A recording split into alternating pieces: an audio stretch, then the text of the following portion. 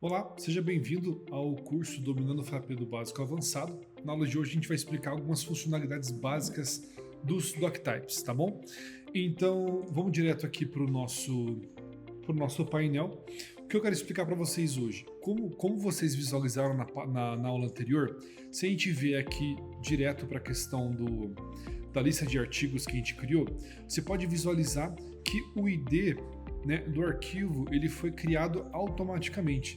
A gente não fez nenhuma alteração, então esse é o ID do arquivo se a gente quiser fazer alguma questão lá no banco de dados e tudo mais com relação a essa inserção, esse é o ID.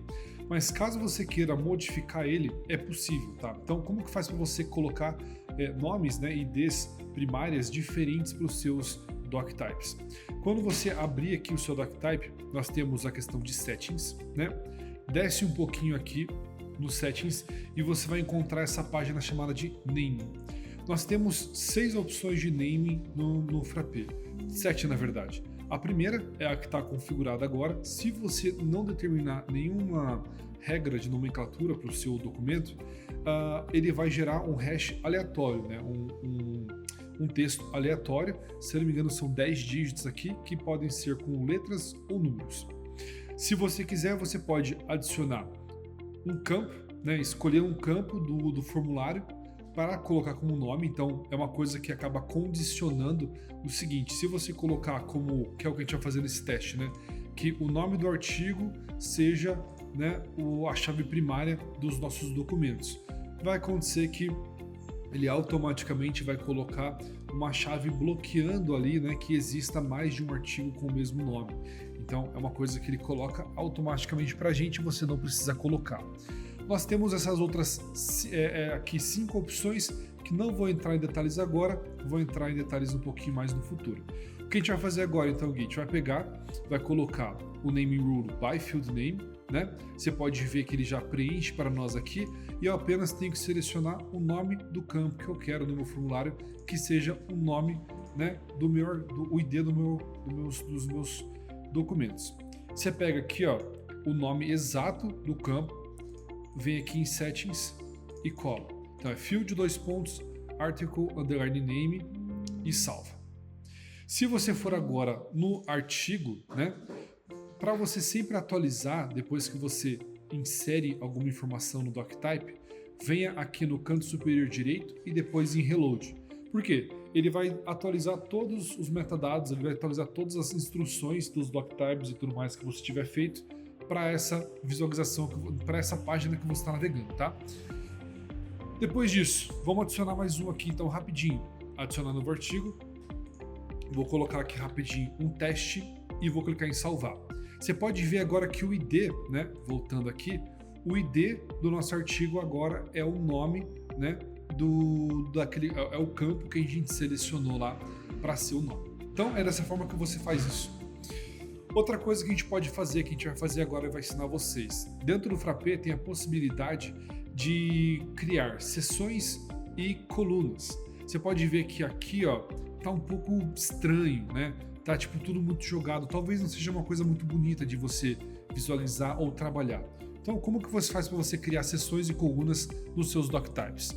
Quando você está aqui dentro, ó, você tem a possibilidade de vir aqui nos 3 pontinhos. A primeira seção já é criada naquela forma como a gente fez, mas você pode colocar ADD, adicionar uma seção abaixo.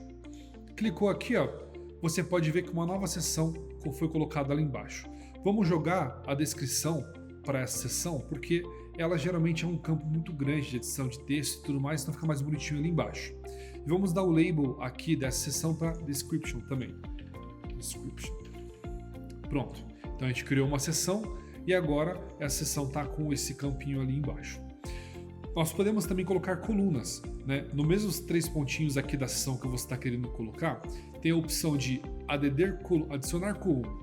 Quando você clicar, você pode ver que ele já separa para nós aqui em 2 colunas, e para você colocar, né, os campinhos que você quer nessa nova coluna, é só você arrastar e soltar. Então eu vou colocar o ISBN, o status e o publisher. Pronto. Então se eu salvar aqui, voltar lá no meu doctype, né, que eu tinha acabado de criar o teste, vir aqui no canto superior direito e clicar em Reload, o que vai acontecer? Aquela atualização de layout que eu fiz e escrevi ali dentro, ela está disponível para o meu doctype aqui já, né, atualizadinho. Até vou colocar aqui um label rapidinho, basic info, salvar, reload, bom, tá, fica bonitinho. Dessa forma você consegue trabalhar e deixar ali da forma como você quiser.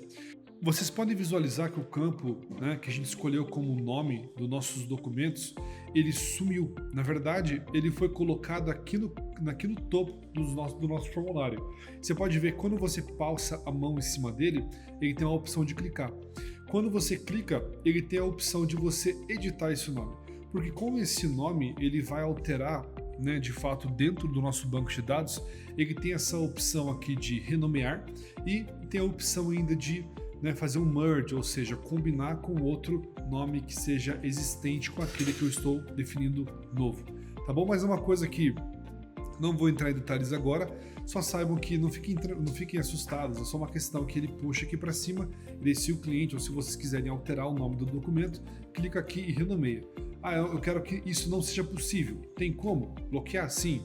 Quando você visualizou lá na questão aqui nos doctypes, vai em Settings e vai na seção de nomeação, tem aqui a opção de Allow Rename, ou seja, permitir que a pessoa possa renomear o documento. Se você desabilitar isso, o nome que ela deu na criação do documento, ele vai ser o mesmo nome até o fim da existência daquele documento, tá bom? Então, é mais ou menos isso que eu queria passar para vocês aqui, rapidamente, sobre a nomenclatura e sobre a questão do formulário. Outra configuração bacana que eu gostaria de passar é aqui em Settings. Se você descer um pouquinho, tem aqui, ó, deixa eu ver. Isso, perdão. Aqui em Form Settings tem esse campinho de Image Field. O que é esse cara? Esse cara, se você colocar o nome de um campo aqui do seu formulário como Image Field e salvar, quando você vier aqui, ó, para a visualização do formulário, que ele clicar em Reload, ele vai habilitar esse campo aqui, ó, de como se fosse uma imagem de perfil. Deixa eu visualizar um que tem uma imagem, ó, tipo uma imagem de perfil, tá vendo? E daí ele destaca o campo de anexar imagem aqui no canto superior esquerdo do seu formulário. É uma coisa interessante que eu gostaria de compartilhar, bem básica, que a gente consegue já trabalhar em várias ideias que a gente tem aqui dentro do framework, tá bom? Então, esse é o básico. A última coisa que eu tinha para passar agora para vocês é com relação às permissões. Vocês podem visualizar, se vocês estão aqui em Settings e descer um pouquinho aqui, ó, em Permission Rules, que nós temos o System Manager, né? E só que nem a gente falou, nós iríamos criar dois perfis aqui para o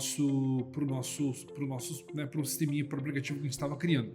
Então, como é que faz para adicionar novos perfis aqui, né, para o nosso doctype? Você tem esse botão aqui chamado Add Row. Esse Add Row, ele acompanha todos os campos que são do tipo tabela, que nós vamos entrar em detalhes aqui ainda nessa parte básica, tá?